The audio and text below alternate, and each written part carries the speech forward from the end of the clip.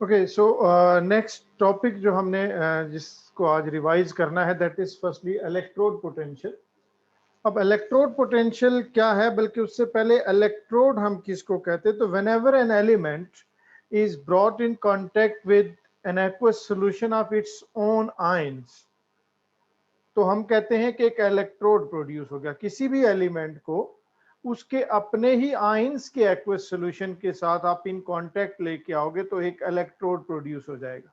Like zinc metal है, तो जब आप जिंक मेटल को जिंक आयंस के सॉल्यूशन के साथ इन कांटेक्ट लेके आओगे तो जिंक इलेक्ट्रोड प्रोड्यूस होगा। Copper metal when brought in contact with an aqueous solution of copper ions, तो एक कॉपर इलेक्ट्रोड प्रोड्यूस हो जाएगा। अब फॉर एग्जांपल अगर हम जिंक की एग्जांपल लें, तो जिंक आयंस के एक्वस सॉल्यूशन का मतलब है जिंक के किसी सॉल्युबल साल्ट का सॉल्यूशन। जिंक सल्फेट है, जिंक क्लोराइड है, वाटर सॉल्युबल सॉल्यूशन। जब हम उसको इस तरह से वाटर में डिसॉल्व करते हैं, उसका सॉल्यूशन प्रिपेयर करेंगे तो वो आयोनाइज होगा और वो सॉल्यूशन के अंदर इस तरह से जिंक आयंस प्रोड्यूस कर देगा। तो ये जिंक आयंस का एक्वस सॉल्यूशन होगा। अब हमने क्या करना है, हमने जिंक मेटल को इन कांटेक्ट लेके आना है with the zinc ion solution. अब जिंक मेटल को इसके साथ इन कांटेक्ट लेके आने के लिए हमें जिंक मेटल का एक रॉड लेना है, एक स्ट्रिप लेनी है और उसको इसी जिंक आयंस के सॉल्यूशन के अंदर डिप कर देना है। इस तरह से जब आप किसी भी एलिमेंट को उसके अपने ही आयंस के सॉल्यूशन के अंदर डिप करते हो तो एक सर्टेन पोटेंशियल डिफरेंस क्रिएट हो जाता है। किसी भी एलिमेंट को उसके अपने ही आयंस के सॉल्यूशन के साथ जब आप इन कांटेक्ट लेके आओगे तो एक सर्टेन पोटेंशियल डिफरेंस क्रिएट होगा। वो पोटेंशियल डिफरेंस कैसे क्रिएट होगा? लाइक इस केस में जब हम जिंक मेटल को जिंक आयंस के सॉल्यूशन के साथ इन कांटेक्ट लेके आ रहे हैं तो there are two possible chemical reactions जो कि प्रोसीड कर सकते हैं। एक पॉसिबिलिटी ये है कि ये जो जिंक रॉड है इसके ऊपर जो जिंक एटम्स हैं वो इलेक्ट्रॉन लूज करें और वो ऑक्सीडाइज हो जाएं जिंक आयंस में।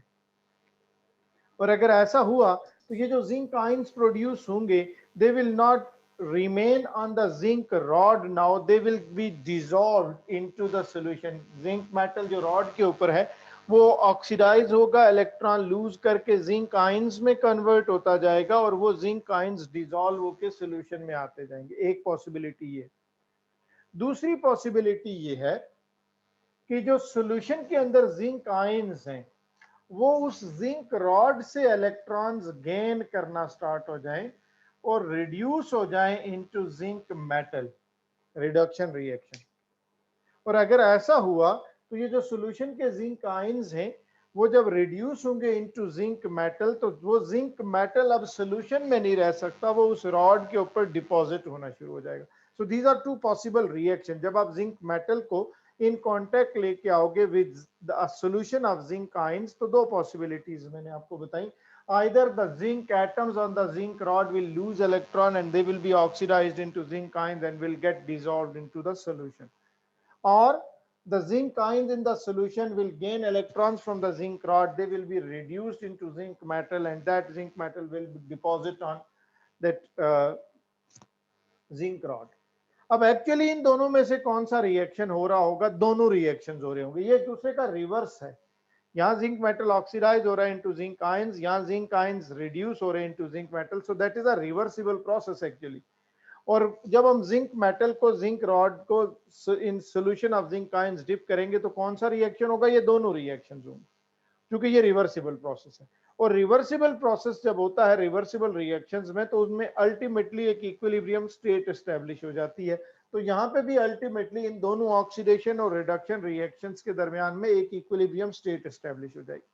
अब जब वो इक्विलिब्रियम स्टेट एस्टेब्लिश होगी तो इन दोनों रिएक्शंस का extent at the equilibrium state वो सेम नहीं होगा।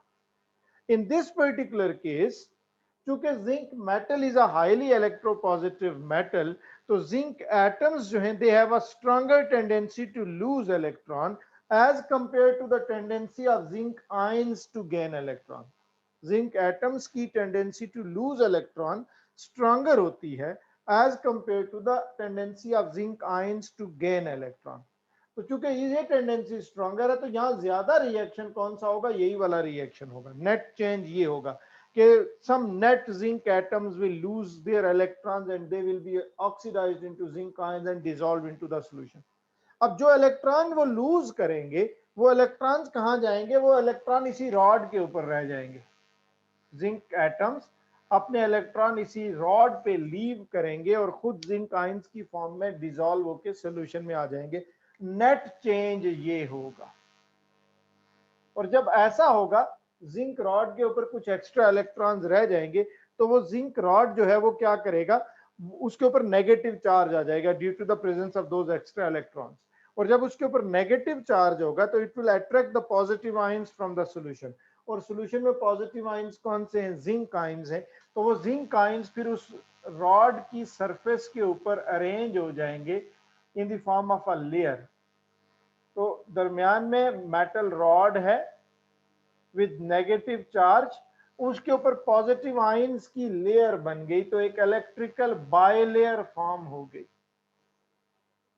सेंटर में नेगेटिव चार्ज है रॉड के ऊपर और उसके बाहर पॉजिटिव चार्ज की जिंक आयंस की एक लेयर है, इलेक्ट्रिकल बायलेयर फॉर्म हो गई। अब ये जो दो लेयर्स हैं, एक पॉजिटिव चार्ज की लेयर एक नेगेटिव चार्ज की layer, they will behave as the two terminals, a positive terminal and the negative terminal. और उन दोनों पॉजिटिव और नेगेटिव टर्मिनल्स के बीच में अब एक पोटेंशियल डिफरेंस क्रिएट हो जाएगा। और उस पोटेंशियल डिफरेंस की जो वैल्यू होगी that will be the measure of difference in the tendencies of these two reactions। Zinc atoms की tendency to lose electron zinc ions की टेंडेंसी टू गेन इलेक्ट्रॉन से कितनी ज्यादा स्ट्रॉन्गर है। इन दोनों रिएक्शंस की टेंडेंसीज में डिफरेंस जितना ज्यादा होगा यहाँ पे उतना ही स्ट्रॉन्गर पोटेंशियल डिफरेंस क्रिएट हो जाएगा। अब कुछ केसेस में लाइक अगर हम कॉपर की बात कर लें, हम कॉपर रॉड को डिप करें in a solution of copper ion solution, solution है कॉपर के किसी सॉल्युबल साल्ट का जिसमें लेट्स से कॉपर सल्फेट है, तो वो आयोनाइज्ड हुआ into copper ion sulphate ions.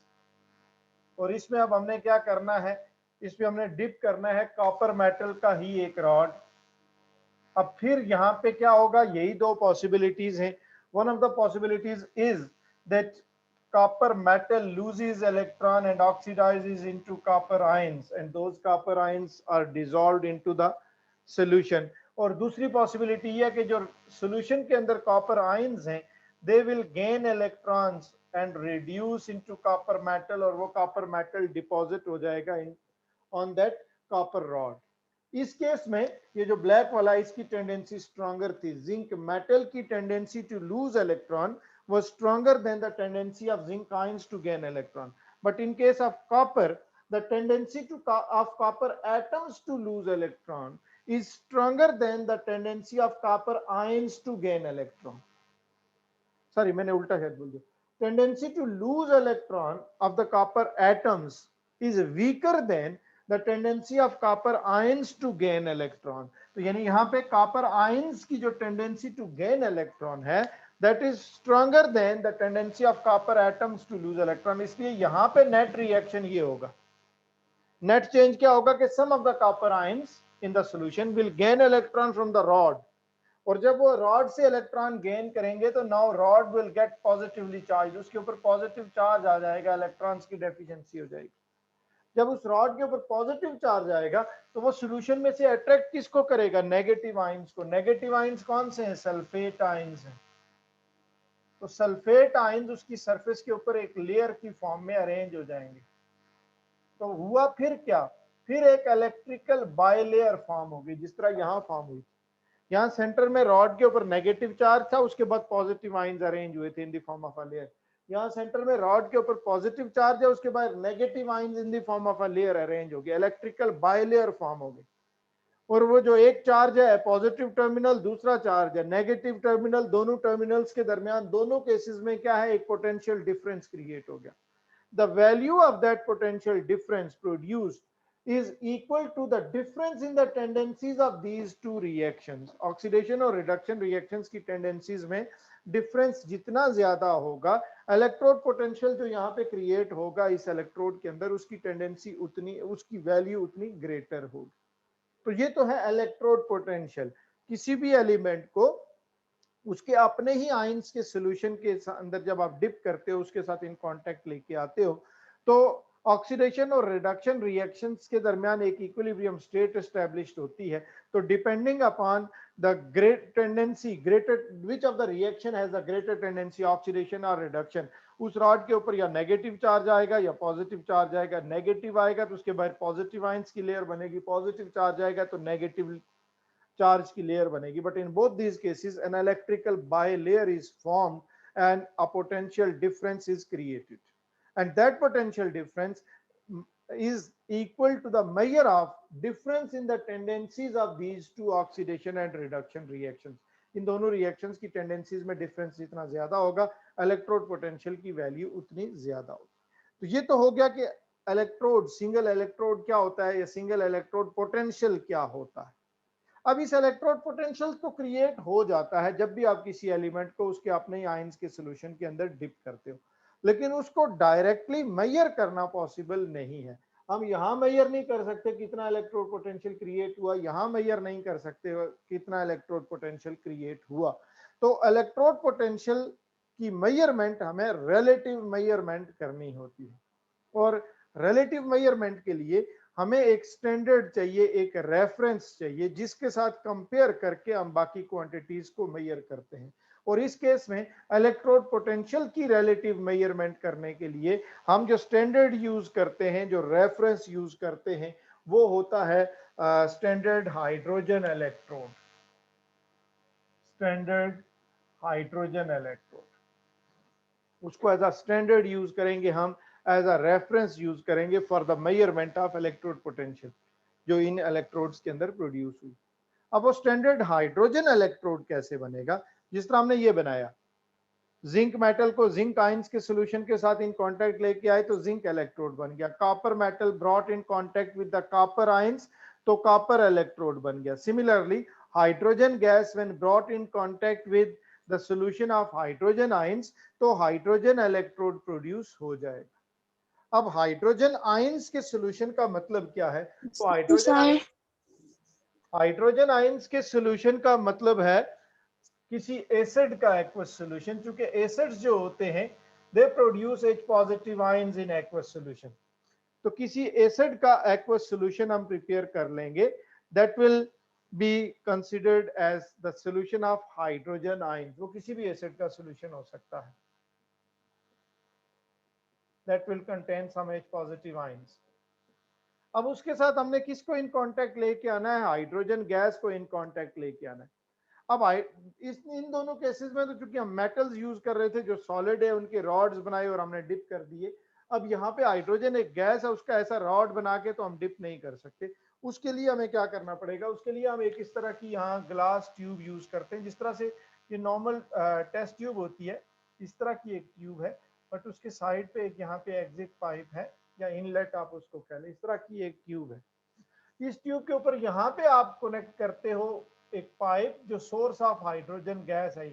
किसी भी मेथड से हाइड्रोजन गैस आप प्रिपेयर करके कलेक्ट करके यहाँ से हम हाइड्रोजन गैस इसमें कंटिन्यूसली सप्लाई करते हैं, पंप करते हैं, और वो हाइड्रोजन गैस यहाँ से आके इधर से इस सोल्यूशन के अंदर ऐसे बबल आउट होगी। तो hydrogen gas will come in contact with the hydrogen ions जो कि सोल्यूशन के अंदर प्रेजेंट है। तो हाइड्रोजन गैस जब हाइड्रोजन आयंस के सॉल्यूशन के साथ इन कांटेक्ट आएगी तो एक पोटेंशियल डिफरेंस क्रिएट हो जाएगा। अच्छा, ये मेटल्स थे, दे वर कंडक्टर्स देमसेल्फ, तो वो तो करंट खुद पास करते थे। ये हाइड्रोजन है, चूंकि वो नॉन कंडक्टर है, तो यहाँ करंट को कंडक्ट करने के लिए फिर यहाँ हम एक कंडक्टिंग वायर लगाते हैं, जिसके आगे एक प्लेट के ऊपर प्लैटिनम लगा होता है जो कि एज कैटलिस्ट एक्ट करता है इस रिएक्शन।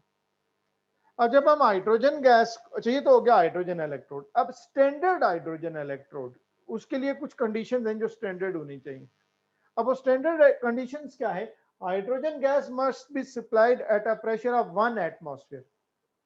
हाइड्रोजन गैस जो हम यहाँ से कंटिन्यूसली इसमें से बबल आउट कर रहे हैं, पास कर रहे हैं, उसका प्रेशर कांस्टेंट होना चाहिए, और वो कांस्टेंट प्रेशर कितना होना चाहिए, 1 एटमॉस्फेयर का प्रेशर होना चाहिए।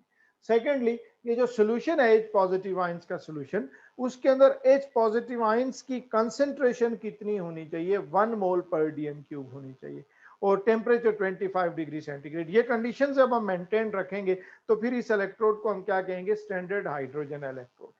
अब जब हम हाइड्रोजन गैस को in contact with hydrogen ions लेके आएंगे तो अगेन दो पॉसिबिलिटीज होंगी, जिस तरह इन दोनों केसेस में थी, या hydrogen gas will be oxidised into hydrogen ions, या फिर हाइड्रोजन आयंस जो हैं they will be reduced into hydrogen gas. तो पॉसिबिलिटीज क्या क्या है, पॉसिबिलिटी एक ये है कि जो हाइड्रोजन गैस है that will lose electron and will be oxidised into hydrogen ions, और दूसरी पॉसिबिलिटी क्या है कि सॉल्यूशन के अंदर जो H पॉजिटिव आयंस हैं they will gain electron and they will reduce into hydrogen gas।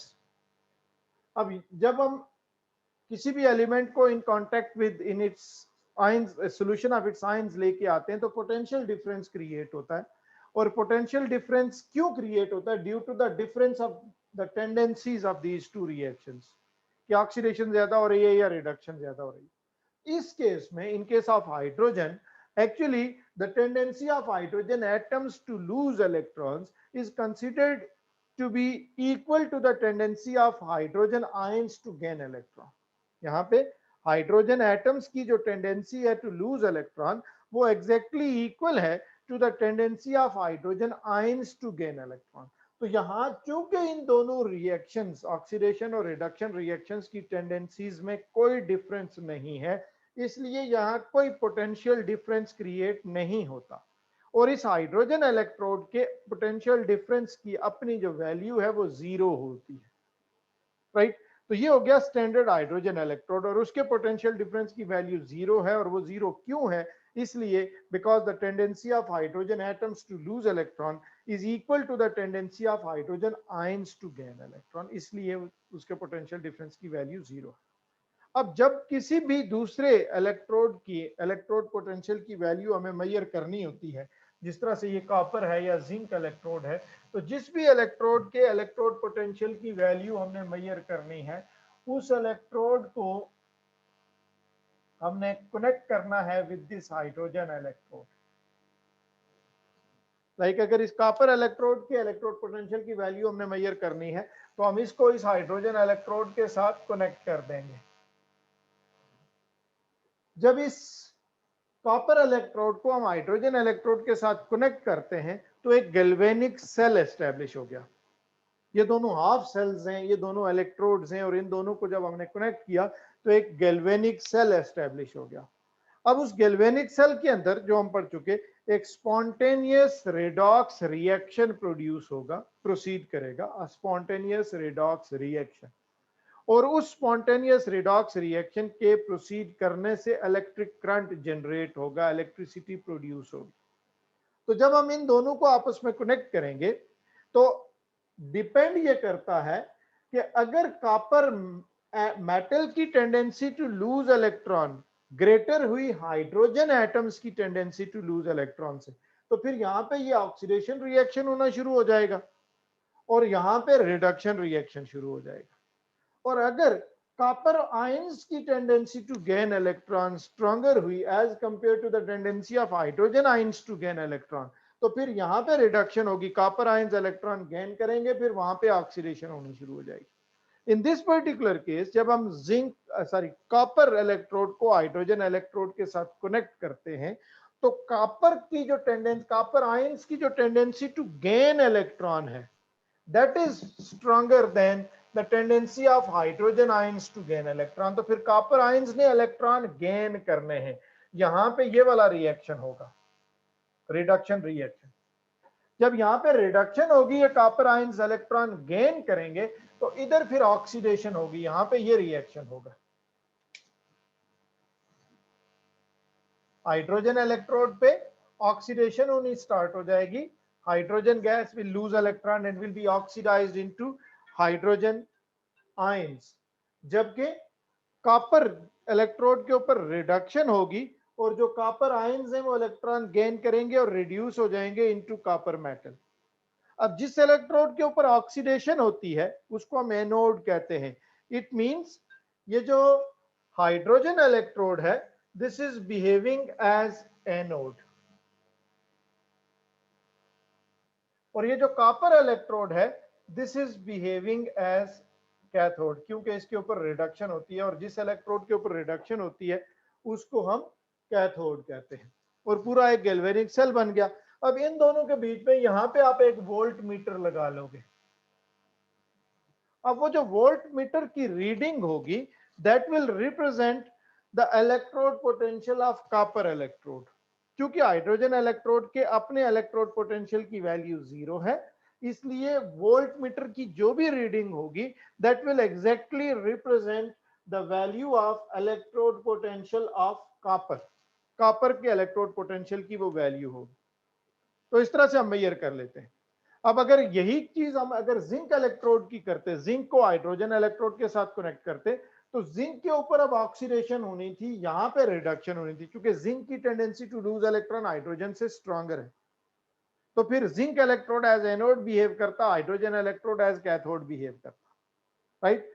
और जो वोल्ट मीटर की रीडिंग होती वो किसको रिप्रेजेंट करती, वो जिंक के इलेक्ट्रोड पोटेंशियल को रिप्रेजेंट करती। तो जिस भी एलिमेंट के इलेक्ट्रोड पोटेंशियल को आपने मेजर करना है, उसको hydrogen electrode, standard hydrogen electrode के साथ कनेक्ट करके एक आप गैल्वेनिक सेल एस्टेब्लिश करते हो, और उसमें वोल्ट मीटर जो रीडिंग शो करता है वो उस दूसरे एलिमेंट के इलेक्ट्रोड पोटेंशियल की वैल्यू होती है, क्योंकि हाइड्रोजन इलेक्ट्रोड के अपने इलेक्ट्रोड पोटेंशियल की वैल्यू 0 होती है।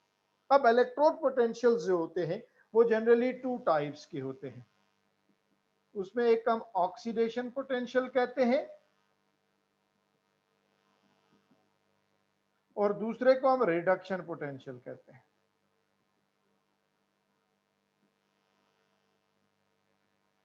अब जब हमने कॉपर को कनेक्ट किया विद हाइड्रोजन, तो कॉपर इलेक्ट्रोड ने बिहेव किया एज कैथोड, और उसके ऊपर जो रिएक्शन हो रहा था वो कौन सा रिएक्शन था, रिडक्शन। इसलिए यहां से जो वोल्ट मीटर हमें रीडिंग देगा वो कॉपर के रिडक्शन पोटेंशियल की वैल्यू होगी, क्योंकि कॉपर के ऊपर रिडक्शन हो रहा है। और मैंने आपको भी एक्सप्लेन किया कि अब अगर हम कॉपर की जगह ये जिंक को कनेक्ट करते विद हाइड्रोजन, तो जिंक ने बिहेव करना था एज एनोड, जिंक के ऊपर ऑक्सीडेशन होनी थी, हाइड्रोजन के ऊपर रिडक्शन होनी थी। तो उस केस में जो वोल्ट मीटर की रीडिंग होगी वो हमें शो करेगी जिंक के ऑक्सीडेशन पोटेंशियल की वैल्यू, क्योंकि जब जिंक को हमने कनेक्ट करना है विद हाइड्रोजन इलेक्ट्रोड, तो जिंक ने इलेक्ट्रोड ने बिहेव करना है एज एनोड, और उसके ऊपर ऑक्सीडेशन होनी है। तो अगर उस इलेक्ट्रोड के ऊपर ऑक्सीडेशन हो रही है जब हमने उसको हाइड्रोजन इलेक्ट्रोड के साथ कनेक्ट किया, तो वोल्ट मीटर उसके ऑक्सीडेशन पोटेंशियल की वैल्यू शो करता है। और अगर उसके ऊपर रिडक्शन हो रही है जब हमने उसको हाइड्रोजन इलेक्ट्रोड के साथ कनेक्ट किया, तो वोल्ट मीटर उसके रिडक्शन पोटेंशियल की वैल्यू शो करता है। अच्छा, किसी एक एलिमेंट के ऑक्सीडेशन पोटेंशियल और रिडक्शन पोटेंशियल की वैल्यू सेम ही होती है। अच्छा, ऑक्सीडेशन पोटेंशियल किसी भी एलिमेंट का जो है वो होता है measure of tendency of an element to lose electron, और जो रिडक्शन पोटेंशियल होता है वो होता है measure of the tendency of that element to gain electron as compare to hydrogen. Oxidation potential ये शो करता है कि इसकी tendency to lose electron hydrogen की टेंडेंसी टू लूज इलेक्ट्रॉन से कितनी स्ट्रॉन्गर है या कितनी वीकर है। अगर पॉजिटिव वैल्यू आई तो हाइड्रोजन से स्ट्रॉन्गर है, नेगेटिव वैल्यू आई तो हाइड्रोजन से वीकर है। सिमिलरली रिडक्शन पोटेंशियल की वैल्यू ये शो करती है कि उस एलिमेंट की tendency to gain electron hydrogen से कितनी स्ट्रॉन्गर है या हाइड्रोजन से कितनी वीकर है। पॉजिटिव वैल्यू है तो हाइड्रोजन से स्ट्रॉन्गर है, नेगेटिव वैल्यू है तो हाइड्रोजन से वीकर है।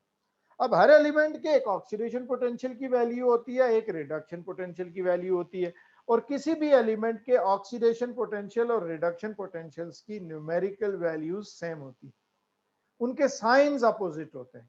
यानी अगर किसी एलिमेंट के ऑक्सीडेशन पोटेंशियल की वैल्यू +3 है तो उसके रिडक्शन पोटेंशियल की वैल्यू -3 होगी। अगर किसी एलिमेंट के ऑक्सीडेशन पोटेंशियल की वैल्यू -1 है तो उसके रिडक्शन पोटेंशियल की वैल्यू +1 होगी। ये ऐसा इसलिए है कि किसी एलिमेंट की टेंडेंसी टू लूज इलेक्ट्रॉन जितनी ज्यादा स्ट्रॉन्गर होगी, उसकी टेंडेंसी टू गेन इलेक्ट्रॉन उतनी ही ज्यादा वीकर भी होगी। तो ऑक्सीडेशन पोटेंशियल की वैल्यू जितनी ज्यादा पॉजिटिव होगी, रिडक्शन पोटेंशियल की वैल्यू उतनी ज्यादा नेगेटिव भी होगी। अब स्टैंडर्ड मॉड जो हम यूज करते हैं बुक में, जो ये टेबल्स वगैरह गिवन होते हैं हमें, उसमें हम स्टैंडर्ड मॉड जो यूज करते हैं वो हम हमेशा रिडक्शन पोटेंशियल यूज करते हैं। हम बुक में जहां कहीं भी इलेक्ट्रोड पोटेंशियल की वैल्यू यूज करेंगे तो वहां हम रिडक्शन पोटेंशियल की वैल्यू यूज कर रहे होंगे, स्टैंडर्ड फॉर्म उसकी यही है। तो अगर हमने जिस तरह जिंक इलेक्ट्रोड को जब हम हाइड्रोजन इलेक्ट्रोड के साथ कनेक्ट करके उसके इलेक्ट्रोड पोटेंशियल की वैल्यू मेजर करेंगे, तो जिंक के ऊपर तो चूंकि ऑक्सीडेशन होगी इसलिए उसकी जो वैल्यू हम फाइंड करेंगे वो तो उसके ऑक्सीडेशन पोटेंशियल की होगी, लेकिन हम उसका साइन सिंपली चेंज कर देंगे तो वो क्या आ जाएगा, उसके रिडक्शन पोटेंशियल की वैल्यू आ जाएगी। तो इस तरह से अगर हमें किसी एलिमेंट के ऑक्सीडेशन पोटेंशियल की वैल्यू आई है और हमें रिडक्शन पोटेंशियल चाहिए तो हम सिंपली उसका साइन चेंज कर देंगे। सिमिलरली अगर हमारे पास किसी एलिमेंट के रिडक्शन पोटेंशियल की वैल्यू आ गई है और हमें उसके ऑक्सीडेशन पोटेंशियल की वैल्यू चाहिए तो हम उसका सिंपली साइन चेंज कर देंगे। तो इससे हम ऑक्सीडेशन और रिडक्शन पोटेंशियल्स को एक दूसरे में इंटरकन्वर्ट कर सकते हैं। लेकिन स्टैंडर्ड मॉड जब हम यूज करते हैं वो रिडक्शन पोटेंशियल है, और जनरली जब भी हम बोलेंगे कि ये इस एलिमेंट के इलेक्ट्रोड पोटेंशियल की वैल्यू है तो इसका मतलब है वो उसके रिडक्शन पोटेंशियल की ही वैल्यू होगी। तो इसी मेथड से, इसी तरह से one by one different elements के इलेक्ट्रोड्स कंस्ट्रक्ट करके उनको हाइड्रोजन इलेक्ट्रोड के साथ हमने कनेक्ट करना है और उन सब के इलेक्ट्रोड पोटेंशियल्स की वैल्यूज हमने मेजर कर लेनी है। So this is how we can measure the values of electrode potentials of different elements. Okay, so electrode potential क्या होता है, उसको कैसे मेजर करते हैं, ये तो हमने डिस्कस कर लिया। अब हमने इस इलेक्ट्रोड पोटेंशियल की कुछ एप्लीकेशंस डिस्कस करनी है या इसके कुछ यूजेस डिस्कस करने हैं। इसी इलेक्ट्रोड पोटेंशियल जब हम फाइंड आउट कर लेंगे किसी एलिमेंट का या डिफरेंट एलिमेंट्स के इलेक्ट्रोड पोटेंशियल्स, तो उसकी क्या क्या एप्लीकेशंस हैं, उसके क्या क्या यूजेस हैं, किन किन पर्पसेस के लिए हम उस इलेक्ट्रोड पोटेंशियल की वैल्यू को यूज करेंगे। फर्स्ट ऑफ ऑल, जो अरेंजमेंट ऑफ एलिमेंट्स है इन इलेक्ट्रोकेमिकल सीरीज, आपकी बुक में एक सीरीज ऑफ द एलिमेंट्स दी गई है जिसको हम इलेक्ट्रोकेमिकल सीरीज कहते हैं। तो वो जो अरेंजमेंट ऑफ एलिमेंट्स है in the electrochemical series, that is based upon the electrode potentials. सारे एलिमेंट्स की इसी तरह से, जिस तरह हमने पहले डिस्कस किया, हाइड्रोजन इलेक्ट्रोड के साथ कनेक्ट करके उनके इलेक्ट्रोड पोटेंशियल्स की वैल्यूज हम फाइंड कर लेते हैं। उन सबको हम रिडक्शन मोड में कन्वर्ट कर लेते हैं, यानी उनके रिडक्शन पोटेंशियल्स की वैल्यूज हम कैलकुलेट करते हैं। और फिर जब हम उन सारे एलिमेंट्स को अरेंज करते हैं in increasing order of their reduction potentials from top to bottom, in increasing order of their reduction potentials, तो वो जो सीरीज ऑफ द एलिमेंट्स हमें मिलती है उसको हम इलेक्ट्रोकेमिकल सीरीज कहते हैं। आपकी बुक में यहाँ पे एक इलेक्ट्रोकेमिकल सीरीज ये गिवन है, ये आपका टेबल 12.1 है आपकी बुक के पेज 273 के ऊपर।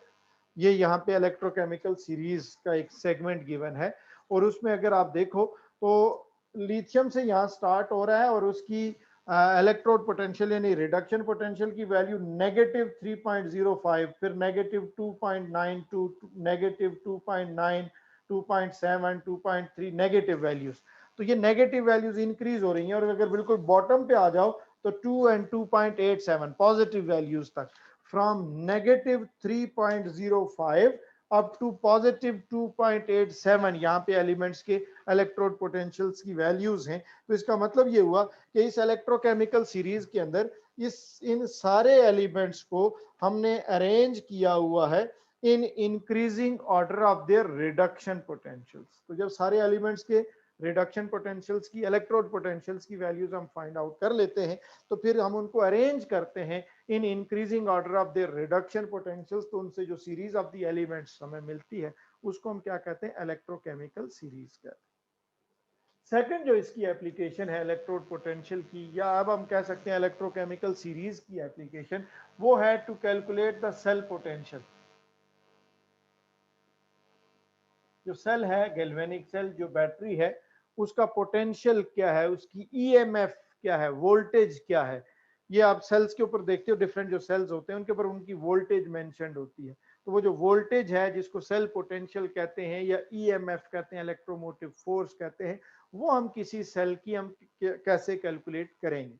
उसके लिए सिंपल सा एक फॉर्मूला हमारे पास, कि सेल ई से हम रिप्रेजेंट करते हैं पोटेंशियल को, तो cell potential E of cell is equal to E cathode means electrode potential of cathode minus electrode potential of anode. ये फॉर्मूला है किसी हर एक सेल जो है गैल्वेनिक सेल वो दो इलेक्ट्रोड से मिलकर बनता है। अभी जिस तरह हम कह रहे थे कि जब हमने कॉपर इलेक्ट्रोड को हाइड्रोजन इलेक्ट्रोड के साथ कनेक्ट किया तो एक गैल्वेनिक सेल बन गया, one of them will act as anode, the other one will act as cathode. इसी तरह से जिंक इलेक्ट्रोड को कनेक्ट कर दें विद द हाइड्रोजन इलेक्ट्रोड तो एक गैल्वेनिक सेल बन जाएगा।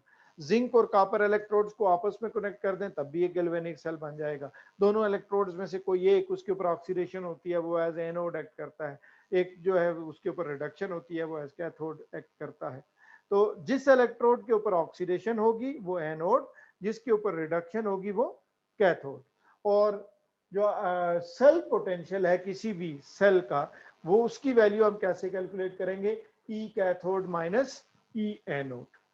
और ये self electrode potential of cathode और इलेक्ट्रोड पोटेंशियल ऑफ एनोड ये हमें कहां से मिलेंगे, ये इलेक्ट्रोकेमिकल सीरीज से हमें मिलेंगे। उस इलेक्ट्रोकेमिकल सीरीज में डिफरेंट एलिमेंट्स के इलेक्ट्रोड पोटेंशियल यानी रिडक्शन पोटेंशियल्स की वैल्यूज